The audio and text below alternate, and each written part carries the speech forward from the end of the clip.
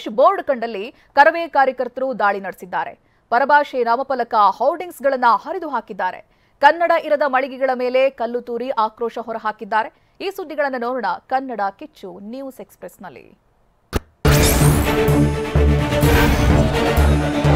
ಬೆಂಗಳೂರಿನಲ್ಲಿ ಕನ್ನಡ ಪರ ಹೋರಾಟಗಾರರು ಇವತ್ತು ರೋಷಾವೇಶ ತೋರಿಸಿದ್ದಾರೆ. ನಾಮಫಲಕಗಳಲ್ಲಿ 60% ಕನ್ನಡ ಬಳಕೆಗೆ ಪಟ್ಟು ಹಿಡಿದ ಕಾರ್ಯಕರ್ತರು ಏರ್ಪೋರ್ಟ್ ಬಳಿ ಮತ್ತು ನಗರದಾದ್ಯಂತ ಪ್ರತಿಭಟನೆ ನಡೆಸಿದ್ರು. ಇಂಗ್ಲಿಷ್ ಬೋರ್ಡ್ಗಳ ಮೇಲೆ ಕಲ್ಲು ತೂರಾಟ ನಡೆಸಿ ಧ್ವಂಸಗೊಳಿಸಿದ್ರು. ಕನ್ನಡ ಬಾವುಟದಿಂದ ಇಂಗ್ಲಿಷ್ ಬೋರ್ಡ್ಗಳನ್ನು ಹಾನಿಗೊಳಿಸಿದ್ರು.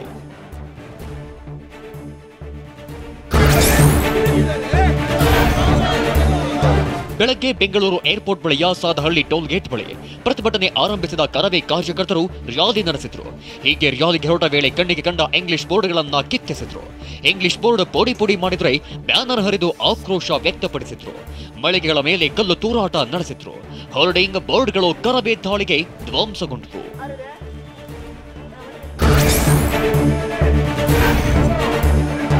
ಕಡ್ಡಾಯ ಕನ್ನಡ ನಾಮಫಲಕಕ್ಕೆ ಆಗ್ರಹಿಸಿ ಕರವೇ ಭಾರಿ ಪ್ರತಿಭಟನೆ ನಡೆಸಿತು. ಸಾದಹಳ್ಳಿ ಗೇಟ್ ಬಳಿಯ ಖಾಸಗಿ ಹೋಟೆಲ್ ಮುಂದೆ ಹಾಕಿದ್ದ ಇಂಗ್ಲಿಷ್ ಬೋರ್ಡ್ ಕಿತ್ತು ಹಾಕಿದ ಕನ್ನಡ ಹೋರಾಟಗಾರರು ಅಲ್ಲಿದ್ದ ಹೂಕುಂಡ ಒಡೆದು ಆಕ್ರೋಶ ವ್ಯಕ್ತಪಡಿಸಿದ್ರು.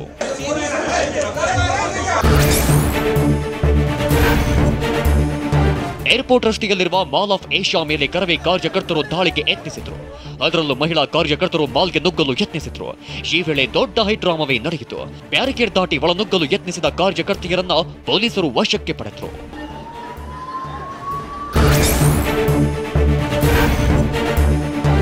ಇನ್ನು ನಾಮಫಲಕ ವಿಚಾರವಾಗಿ ಈ ಹಿಂದೆಯೇ ಎಚ್ಚರಿಕೆ ಕೊಟ್ಟಿದ್ವಿ. ಆದರೆ ಇಂದು ಕರವೇ ಮೇಲೆ ಕೇಸ್ ಹಾಕಿ ಅವಿತುಕೊಂಡಿದ್ದಾನೆ. ಬಾರೋ ಆಚೆ ಅಂತ ಮಾಲ್ ಆಫ್ ಏಷ್ಯಾ ವಿರುದ್ಧ ಕರವೇ ಮಹಿಳಾ ಕಾರ್ಯಕರ್ತೆ ಆಕ್ರೋಶ ವ್ಯಕ್ತಪಡಿಸಿದ್ರು. ಈ ಅಯೋಗ್ಯ ನಮ್ಮ ನಾಯಕರ ಮೇಲೆ ಕರವೇ ಪಡೆ ಮೇಲೆ ಕೋರ್ಟ್ಗೆ ಹೋಗಿ ಕೇಸ್ ಹಾಕೋನೆ. ಇವತ್ತ್ಯಾಕೆ ಇಲ್ಲಿ ಔತ್ಕೊಂಡು ಕೂತ್ಕೊಂಡಿದ್ದಾರೆ? ಬಾರೋ ಅಯೋಗ್ಯ, ಮಹಿಳಾ ಘಟಕ ಬಂದಿದೀವಿ, ಅವತ್ತು ಎಚ್ಚರಿಕೆ ಕೊಟ್ಟಂಗೆ ಇಷ್ಟು ಸೆಕ್ಯೂರಿಟಿ ಇಷ್ಟೆಲ್ಲ ಬೌನ್ಸರ್ ಇಟ್ಕೊಂಡಿದ್ಯಲ್ಲ, ಬಂದಿದೀವಿ, ಬಾರ ನಿನ್ ತಾಕತ್ನ ಇಲ್ಲಿ ತೋರ್ಸು ಮಹಿಳೆಯರ ಮುಂದೆ. ಬಾರಲೇ ಬಾರ. ಇನ್ನು ಹುಣಸಮಾರನಹಳ್ಳಿ ಬಳಿ ಕರವೇ ಟಿ.ಎನ್. ನಾರಾಯಣಗೌಡ ಸೇರಿ ಕಾರ್ಯಕರ್ತರನ್ನ ಪೊಲೀಸರು ವಶಕ್ಕೆ ಪಡೆದ್ರು. ಇದಕ್ಕೆ ಕರವೇ ಅಧ್ಯಕ್ಷ ಟಿ.ಎನ್. ನಾರಾಯಣಗೌಡ ಆಕ್ರೋಶ ಹೊರಹಾಕಿದ್ರು. ಪೊಲೀಸರ ವರ್ತನೆ ಸರಿಯಿಲ್ಲ, ನಮ್ಮ ಹೋರಾಟ ಹತ್ತಿಕ್ಕಬೇಡಿ ಅಂತ ಕಿಡಿಕಾರಿದ್ರು. ಆದ್ರೆ ಇಲ್ಲಿಯ ಪೊಲೀಸ್ ಅಧಿಕಾರಿಗಳು ಭಾರಿ ದುರಾಂಕಾರದಿಂದ ವರ್ತಿಸಿರು. ಪೊಲೀಸ್ ಅಧಿಕಾರಿಗಳು ಬಲವಂತವಾಗಿ ನನ್ನ ಬಂಧಿಸಿರು. ಆ ಬಂಧಿಸಿದ ಕಾರಣ ಕರವೇ ಕಾರ್ಯಕರ್ತರು ರಚ್ಚಿಗೆದ್ರು. ಒಂದ್ ಕಡೆ ಕರವೇ ಕಾರ್ಯಕರ್ತರ ಹೋರಾಟ ಉಗ್ರ ಸ್ವರೂಪ ಪಡೆದಿದ್ರೆ, ಏರ್ಪೋರ್ಟ್ ರಸ್ತೆಯಲ್ಲಿ 2 ಕಿಲೋಮೀಟರ್ ಟ್ರಾಫಿಕ್ ಜಾಮ್ ಉಂಟಾಗಿತ್ತು. ವಾಹನಗಳು ಸಾಲುಗಟ್ಟಿ ನಿಂತಿದ್ವು.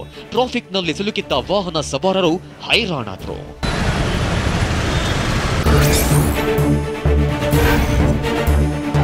ಬೆಂಗಳೂರಿನ ಲಾವೆಲ್ಲಿ ರಸ್ತೆಯಲ್ಲಿ ಇಂಗ್ಲಿಷ್ ಫಲಕಗಳು ಪುಡಿ ಮಾಡಲಾಯಿತು.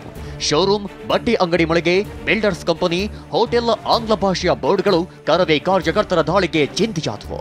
ದೊಣ್ಣೆಯಿಂದ ಬೋರ್ಡ್ಗಳನ್ನು ಒಡೆದು ಹಾಕಿ ಆಕ್ರೋಶ ವ್ಯಕ್ತಪಡಿಸಿದ್ರು.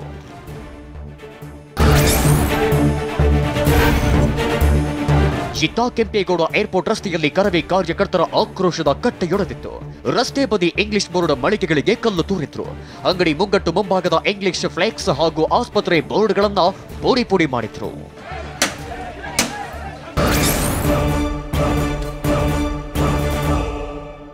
ಬಿಜೆಪಿ ಶಾಸಕ ಬಸವನಗೌಡ ಪಾಟೀಲ್ ಯತ್ನಾಳ್ ಸ್ವಪಕ್ಷದ ವಿರುದ್ಧ ಮಾಡಿರೋ ಭ್ರಷ್ಟಾಚಾರದ ಆರೋಪ ಕಾಂಗ್ರೆಸ್ಗೆ ಆಹಾರವಾಗಿ ಪರಿಣಮಿಸಿದೆ. ಸದಾನಂದಗೌಡ ಮತ್ತು ಕೇಂದ್ರ ಸಚಿವ ನಾರಾಯಣಸ್ವಾಮಿ ಯತ್ನಾಳ್ಗೆ ಟಾಂಗ್ ಕೊಟ್ಟಿದ್ದಾರೆ. ಈ ಸುದ್ದಿಗಳನ್ನು ನೋಡೋಣ 40,000 ಕೋಟಿ ಬಾಂಬ್ ನ್ಯೂಸ್ ಎಕ್ಸ್‌ಪ್ರೆಸ್‌ನಲ್ಲಿ. ಕಳೆದ ಬಾರಿಯ ಕೊರೋನಾ ವೇಳೆ 40,000 ಕೋಟಿ ಅವ್ಯವಹಾರ ನಡೆದಿದೆ ಅಂತ ವಿಜಯಪುರದಲ್ಲಿ ಬಿಜೆಪಿ ಶಾಸಕ ಯತ್ನಾಳ್ ಹೊಸ ಬಾಂಬ್ ಹಾಕಿದ್ರು. ಅಲ್ಲದೆ ಎಲ್ಲೆಲ್ಲಿ ಲೂಟಿ ಮಾಡಿದ್ದಾರೆ ಅನ್ನೋದನ್ನ ಹೊರತೆಗಿತೀನಿ ಅಂತ ಮಾಜಿ ಸಿಎಂ ಯಡಿಯೂರಪ್ಪ ವಿರುದ್ಧ ಗುಡುಗಿದ್ರು. ನಮ್ಮ ಸರ್ಕಾರವಿದ್ರೇನು, ಕಳ್ರೇ ಅಲ್ವಾ ಅಂತ ಟಾಂಗ್ ಕೊಟ್ಟಿದ್ರು. ಆದ್ರೆ ಇವತ್ತು ಯತ್ನಾಳ್ರ ಇದೇ ಮಾತು ಕಾಂಗ್ರೆಸ್ಗೆ ಆಹಾರವಾಗಿದೆ. 8,000 ಕೋಟಿ ರೂಪಾಯಿ ಹೊಡೆದಾರ, ಅದ್ರೊಳಗೆ 40,000 ಕೋಟಿ ರೂಪಾಯಿ ವ್ಯವಹಾರ ಐತಿ. ನಮ್ಮ ಕರೋನಾ ಯಾರು ಬಡ್ರ ನೋಡ್ರಿ, ಒಂದು ದವಾಖಾನೆಗೆ ಒಂದು ಕರೋನಾ ಪೇಷಂಟ್ಗೆ 8-10 ಲಕ್ಷ ರೂಪಾಯಿ ಬಿಲ್ ಮಾಡ್ಯಾರ. ಅದೇ ಹೇಳಕತ್ತೀನಿ, ನಮ್ಮ ಸರ್ಕಾರ ಅಂದ್ರೆ ತುಡುಗ್ರೆ ಅಲ್ಲ, ಯಾವ ಸರ್ಕಾರ ಇದ್ರೆ 45 ರೂಪಾಯಿದ ಮಾಸ್ಕ್. ಯಡಿಯೂರಪ್ಪನವ್ರ ನೀವು 45 ರೂಪಾಯಿ ಮಾಸ್ಕ ಕರೋನಾದಾಗ ಎಷ್ಟು ರೂಪಾಯಿ ಖರ್ಚು ಹಾಕಿರಿ ಸರ್ಕಾರನಾಗ ನನಗೆ ಗೊತ್ತಿಲ್ಲ. 485 ರೂಪಾಯಿ ಹಾಕಿರಿ ಒಂದು ಮಾಸ್ಕಿಗೆ. ಉದ್ಧಾರ ಮಾಡಿದ್ರಿ ಬಡ್ರು ಇದು ಕರೋನಾದಾಗ. ಯತ್ನಾಳ್ ಹೇಳಿಕೆ ಬಗ್ಗೆ ಮಾತನಾಡಿದ ಶಿಕ್ಷಣ ಸಚಿವ ಮಧು ಬಂಗಾರಪ್ಪ, ಬಸವನಗೌಡ ಪಾಟೀಲ್ ಯತ್ನಾಳ್ ಸತ್ಯವನ್ನ ನುಡಿದಿದ್ದಾರೆ. ಅಲ್ಲದೆ ಯತ್ನಾಳ್ ಸರ್ಕಾರದ ಗಮನಕ್ಕೆ ತರಬೇಕು ಎಂದು ಸಚಿವ ಮಧು ಬಂಗಾರಪ್ಪ ಆಗ್ರಹಿಸಿದ್ದಾರೆ. ವಿರೋಧ ಪಕ್ಷದಲ್ಲಿದ್ದಾಗ ನಾವು ಕೂಡ ಹಕ್ಕುಗನ್ನು ನಾವು ಮುಂಚೆನೂ ಕೂಡ ನಾವು ಹೇಳ್ತಾ ಇದ್ವಿ. ಅದನ್ನು ಯತ್ನಾಳ್ ಅವರು ಸತ್ಯವನ್ನು ನುಡಿದಿದ್ದಾರೆ ಅನಿಸುತ್ತೆ. ಮುಂದೆ ಕ್ರಮ ತಗೊಳ್ಳೋದು ಒಳ್ಳೆಯದು ಅಂತ ನನ್ನ ಭಾವನೆ. ಅದನ್ನು ಸರ್ಕಾರದವರು ಗಮನಕ್ಕೆ ತಗೊಂಡು ಮುಂದಿನ ಹೆಜ್ಜೆ ಇಡೋದು ಒಳ್ಳೆಯದು ಅಂತೇಳಿ ನನ್ನ ಭಾವನೆ. ಬಿಎಸ್ವೈ ವಿರುದ್ಧ ಆರೋಪ ಮಾಡಿರುವ ಯತ್ನಾಳ್, ನಾವು ಹೇಳುವ ಮೊದಲೇ ಅವರೇ ಹೇಳಿ ನಮ್ಮ ಕೆಲಸ ಹಗುರ ಮಾಡಿದ್ದಾರೆ. ನಮಗೆ ತಪ್ಪು ಕಲ್ಪನೆ ಇತ್ತು, 4,000 ಕೋಟಿ ಅಂತ ಇತ್ತು, ಅದು 40,000 ಕೋಟಿ ಅನ್ನೋದು ಇವಾಗ ಗೊತ್ತಾಗಿದೆ ಅಂತ ಪರಮೇಶ್ವರ್ ಆಶ್ಚರ್ಯ ವ್ಯಕ್ತಪಡಿಸಿದ್ದಾರೆ. ನಮಗೆ ಒಂದು ಸ್ವಲ್ಪ ತಪ್ಪು ಕಲ್ಪನೆ ಇತ್ತು 4,000 ಕೋಟಿ ಅಂತ. ನಮ್ಮದು ತಪ್ಪು ಕಲ್ಪನೆ ಅಂತ ಈಗ ಗೊತ್ತಾಯ್ತು ನಮಗೆ. ಏಕೆಂದರೆ ಅದು 40,000 ಕೋಟಿ ಆಗಿದೆ ಅಂತ ಗೊತ್ತಿರಲಿಲ್ಲ ನಮಗೆ. ಈ ಬಗ್ಗೆ ಮಾತನಾಡಿದ ಸಚಿವ ಪ್ರಿಯಾಂಕ್ ಖರ್ಗೆ, ಈ ಬಗ್ಗೆ ಸಂಪೂರ್ಣ ತನಿಖೆ ಮಾಡ್ತೇವೆ, ಆದರೆ ಯತ್ನಾಳ್ ಬಳಿ ಹೆಚ್ಚಿನ ದಾಖಲೆಗಳಿದ್ರೆ ತನಿಖಾಧಿಕಾರಿಗಳಿಗೆ ಕೊಡ್ಲಿ ಅಂತ ಆಗ್ರಹಿಸಿದ್ದಾರೆ. ನಾನು ಅವರಿಗೆ ಮನವಿ ಮಾಡ್ಕೋತಾ ಇದ್ದೀನಿ, ಕರ್ನಾಟಕದ ಜನರ ಹಿತಾಸಕ್ತಿಯನ್ನು ಮುಂದಿಟ್ಕೊಂಡು ಅದನ್ನು ಕಾಪಾಡುವ ನಿಟ್ಟಿನಲ್ಲಿ ದಯವಿಟ್ಟು ಅದೇನೇ ದಾಖಲೆಗಳಿದ್ರೂ ಕೂಡ ಪಬ್ಲಿಕ್ಕಿಗೆ ಬಹಿರಂಗ ಮಾಡಿ. ಒಬ್ಬ ಕಾರ್ಯಕರ್ತ ಯಾವ ಪಕ್ಷದಿಂದ ಸಮಾಜದ ಉನ್ನತ ಹುದ್ದೆಗೆ ಹೋಗ್ತಾನೋ, ಯಾವ ಪಕ್ಷ ಯಾವ ಸಂಘಟನೆ ತನ್ನ ಬೆಳವಣಿಗೆಗೆ ಮೆಟ್ಟಿಲಾಗಿ ನಿಲ್ಲುತ್ತೋ ಅಂತಹ ಪಕ್ಷವನ್ನ ತಾಯಿ ಸ್ವರೂಪದಲ್ಲಿ ನೋಡೋದು ಈ ದೇಶದ ನಾಗರಿಕನ ಸಂಸ್ಕಾರ ಅಂತ ಕೇಂದ್ರ ಸಚಿವ ನಾರಾಯಣಸ್ವಾಮಿ ಯತ್ನಾಳ್ಗೆ ಟಾಂಗ್ ಕೊಟ್ಟಿದ್ದಾರೆ. ಯಾವ ಕಾರ್ಯಕರ್ತ, ಯಾವ ಸಂಘಟನೆ, ಯಾವ ಪಕ್ಷ ತನ್ನ ಬೆಳವಣಿಗೆ ಮೆಟ್ಟಿಲಾಗಿ ಸಹಕಾರ ಕೊಟ್ಟಿರ್ತಾರೋ ಅಂಥ ಪಕ್ಷವನ್ನು, ಅಂಥ ಸಂಘಟನೆಯನ್ನು ತಾಯಿಯ ಸ್ವರೂಪದಲ್ಲಿ ನೋಡೋದು ಈ ದೇಶದ ಪ್ರತಿ ನಾಗರಿಕನ ಸಂಸ್ಕಾರ. ಇನ್ನು ಬೆಂಗಳೂರಿನಲ್ಲಿ ಮಾತನಾಡಿದ ಮಾಜಿ ಸಿಎಂ ಡಿವಿ ಸದಾನಂದ ಗೌಡ್ರು, ನಾನು ರಾಜ್ಯಾಧ್ಯಕ್ಷ ಆಗಿದ್ದಾಗ ಜನಾರ್ದನ್ ರೆಡ್ಡಿ ಅವರು ಸಿಎಂ ಆಗಿದ್ದ ಎಚ್ಡಿಕೆ ವಿರುದ್ಧ ಆರೋಪಿಸಿದ್ರು. ಒಂದೇ ಗಂಟೆಯಲ್ಲಿ ನೋಟಿಸ್ ಕೊಟ್ಟು ಅಮಾನತು ಮಾಡಿದ್ದೆ, ಆದ್ರೆ ಅದು ಈಗ ಯಾಕೆ ಮಾಡ್ತಿಲ್ಲ ಅಂತ ಸದಾನಂದ ಗೌಡ್ರು ಪ್ರಶ್ನಿಸಿದ್ರು. ಇದರ ಬಗ್ಗೆ ಕೇಂದ್ರದ ವರಿಷ್ಠರಾಗಲಿ ಅಥವಾ ರಾಜ್ಯದ ಪ್ರಮುಖರಾಗಲಿ ಯಾರು ಕೂಡ ಯಾವುದೇ ರೀತಿಯ ದಿಟ್ಟ ಹೆಜ್ಜೆಯನ್ನು ಯಾಕೆ ಇಡ್ತಾ ಇರಲಿಲ್ಲ. ಇದರಿಂದಾಗಿ ಸಾಮಾನ್ಯ ಕಾರ್ಯಕರ್ತರಿಗೆ ಕೆಳಗಿನ ಹಂತದಲ್ಲಿ ಉತ್ತರ ಕೊಡಲಿಕ್ಕೆ ಆಗದಂಥ ಪರಿಸ್ಥಿತಿ ನಮ್ಮಲ್ಲಿ ನಿರ್ಮಾಣ ಆಗಿದೆ. ಇನ್ನು ಇವತ್ತು ಬಿಜೆಪಿ ರಾಜ್ಯ ಪದಾಧಿಕಾರಿಗಳ ಸಭೆ ನಡೆದಿದ್ದು, ಈ ಸಭೆಯಲ್ಲೂ ಯತ್ನಾಳ್ ಹೇಳಿಕೆ ಪ್ರಸ್ತಾಪವಾಗಿದೆ. ಹೇಳಿಕೆಗಳಿಂದಾಗುತ್ತಿರುವ ಡ್ಯಾಮೇಜ್ ಬಗ್ಗೆ ಪ್ರಸ್ತಾಪಿಸಿದ ಪದಾಧಿಕಾರಿಗಳು ಪಕ್ಷದ ವೇದಿಕೆ ಹೊರತಾಗಿ ಬಹಿರಂಗವಾಗಿ ಮಾತನಾಡದಿರುವುದು ಸೂಕ್ತ ಅಂತ ಸಭೆಯಲ್ಲಿ ಬಿಜೆಪಿ ರಾಜ್ಯಾಧ್ಯಕ್ಷ ಬಿವೈವಿ ಹೇಳಿದ್ರು. ಅಲ್ಲದೆ ಯತ್ನಾಳ್ ಹೇಳಿಕೆ ಸೇರಿದಂತೆ ಹಲವು ವಿಚಾರ ವರಿಷ್ಠರ ಗಮನಕ್ಕೆ ತರಲೇಬೇಕು ಅಂತ ಸಭೆಯಲ್ಲಿ ಆಗ್ರಹಿಸಲಾಯಿತು.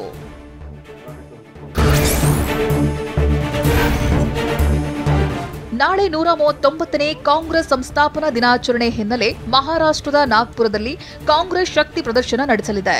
ಆರ್ಎಸ್ಎಸ್ನ ನೆಲದಲ್ಲಿ ಕೈ ಬೃಹತ್ ಸಮಾವೇಶ ಆಯೋಜಿಸಿದ್ದು, ಕಾಂಗ್ರೆಸ್ನ ಅತಿರಥ ಮಹಾರಥರು ಭಾಗಿಯಾಗಲಿದ್ದಾರೆ. ಸೋನಿಯಾ ಗಾಂಧಿ, ರಾಹುಲ್ ಗಾಂಧಿ, ಪ್ರಿಯಾಂಕಾ ಗಾಂಧಿ, ಮಲ್ಲಿಕಾರ್ಜುನ್ ಖರ್ಗೆ ಸೇರಿದಂತೆ 248 ಪ್ರಮುಖ ನಾಯಕರು ಭಾಗಿಯಾಗಲಿದ್ದಾರೆ.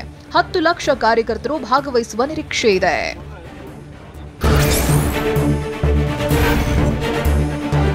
ಸಿಎಂ ಸಿದ್ದರಾಮಯ್ಯ ಇಂದು ಕೋಲಾರ ಪ್ರವಾಸ ಕೈಗೊಂಡಿದ್ದಾರೆ. ಕೋಲಾರ ಡಿಸಿ ಕಚೇರಿಯಲ್ಲಿ ಪ್ರಗತಿ ಪರಿಶೀಲನಾ ಸಭೆ ನಡೆಸಿದ ಸಿಎಂ ಭ್ರೂಣ ಹತ್ಯೆ ಕಡ್ಡಾಯವಾಗಿ ತಪ್ಪಿಸಬೇಕು ಅಂತ ಎಸ್ಪಿಗೆ ಸೂಚನೆ ಕೊಟ್ಟರು. ಅಲ್ಲದೆ ಬಾಕಿ ಇರುವ ರೆವೆನ್ಯೂ ಕೇಸ್ಗಳ ಬಗ್ಗೆ ಸಮಗ್ರ ಮಾಹಿತಿ ನೀಡಿ ಮತ್ತು ರೈತರು ಕೇಸ್ಗಳಿಗೆ ಓಡಾಡಲು ತುಂಬಾ ಖರ್ಚು ಬರ್ತಾ ಇದೆ, ಹೆಚ್ಚಾಗಿ ಕಚೇರಿಗಳಿಗೆ ಅಲದಾಡಿಸಬೇಡಿ ಅಂತ ಸಿಎಂ ಸೂಚನೆ ಕೊಟ್ಟರು.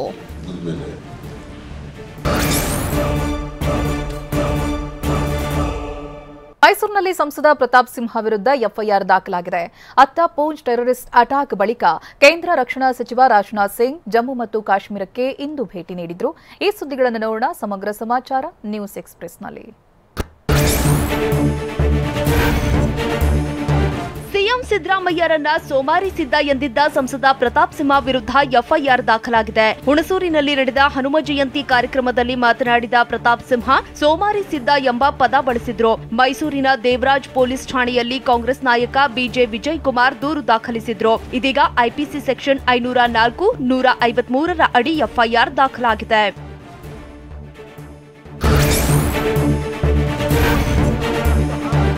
ಇನ್ನು ಈ ಮಧ್ಯೆ ಫೇಸ್ಬುಕ್ ಲೈವ್ಗೆ ಬಂದ ಪ್ರತಾಪ್ ಸಿಂಹ, ನೀವು ಕಲ್ಲು ಬೀಸಾಡಿದ್ರೆ ನಾನು ಹಣ್ಣು ಕೊಡುವುದಕ್ಕೆ ಮಾವಿನ ಮರವಲ್ಲ, ನಾನು ಕೂಡ ಕಲ್ಲನ್ನೇ ಬೀಸಾಡುತ್ತೇನೆ ಅಂತ ಸಿಎಂಗೆ ತಿರುಗೇಟು ಕೊಟ್ರು. ನಾನು ಸಿದ್ದರಾಮಯ್ಯರಿಗೆ ಸೋಮಾರಿಸಿದ್ದ ಪದ ಬಳಸಿಲ್ಲ ಅಂತಲೂ ಸ್ಪಷ್ಟನೆ ಕೊಟ್ರು. ಒಂದು ಪರಿಸ್ಥಿತಿಯನ್ನ ಗುಣವನ್ನ ಸೂಚಿಸುವಂತ ಪದವಾಗಿ ಅಲ್ಲಿ ಬಳಸಿದ್ದೀನಿ ಹೊರತು ನಾನು ವೈಯಕ್ತಿಕವಾಗಿ ಅದನ್ನ ಬಳಸಿರುವಂತದ್ದಲ್ಲ. ಬಿಎಸ್ವೈ ವಿರುದ್ಧ ಯತ್ನಾಳ್ ಭ್ರಷ್ಟಾಚಾರ ಆರೋಪದ ಬಗ್ಗೆ ಮಾತನಾಡಿದ ಸಚಿವ ದಿನೇಶ್ ಗುಂಡೂರಾವ್, ಭ್ರಷ್ಟಾಚಾರದಲ್ಲಿ ಕೇಂದ್ರ ಬಿಜೆಪಿಯವರ ಪಾಲು ಇದೆ. ಯತ್ನಾಳ್ ಸುಳ್ಳು ಆರೋಪ ಮಾಡುತ್ತಿದ್ದಾರೆಂದು ಹೇಳಲ್ಲ. ಬಿಜೆಪಿಗರದ್ದು ಈ ವಿಚಾರದಲ್ಲಿ ಮೌನಂ ಸಮ್ಮತಿ ಲಕ್ಷಣಂ ಅಂತ ಕುಟುಕಿದ್ರು. ಭಾರತೀಯ ಜನತಾ ಪಾರ್ಟಿಯ ಒಬ್ಬ ಪ್ರಮುಖ ನಾಯಕ, ಹಿರಿಯ ಮುಖಂಡ, ಇವತ್ತು ಅವರ ಸರ್ಕಾರದ ಇದ್ದಂಥ ಸಂದರ್ಭದಲ್ಲಿ ಆ ಅವಧಿಯಲ್ಲಿ ಇಷ್ಟು ದೊಡ್ಡ ಪ್ರಮಾಣದ ಭ್ರಷ್ಟಾಚಾರ ಆಗಿದೆ ಅಂತ ಹೇಳಿದ್ರೆ. ಬೆಂಗಳೂರಿನಲ್ಲಿ ಕರವೇ ಹೋರಾಟದ ಬಗ್ಗೆ ಮಾತನಾಡಿದ ಸಚಿವ ತಂಗಡಗಿ, ಪ್ರತಿಭಟನಾಕಾರರು ಮತ್ತೊಬ್ಬರಿಗೆ ತೊಂದರೆ ನೀಡಬಾರದು ಅಂತ ಹೇಳಿದ್ರು. ಯಾವುದೇ ಹೋರಾಟಗಾರರು ಕಾನೂನು ಕೈಗೆತ್ತಿಕೊಳ್ಳುವುದು ಬೇಡ ಅಂತ ಹೇಳಿದ್ರು. ನಾನು ಅದನ್ನ ಬೆಂಬಲಿಸ್ತೀನಿ, ನನಗೇನು ಎರಡು ಮಾತಿಲ್ಲ. ಯಾಕೆಂದರೆ ಕನ್ನಡ ಮತ್ತು ಸಂಸ್ಕೃತಿ ಇಲಾಖೆ ಸಚಿವನಾಗಿ ನಾನು ಬೆಂಬಲಿಸ್ತೀನಿ. ಆದರೆ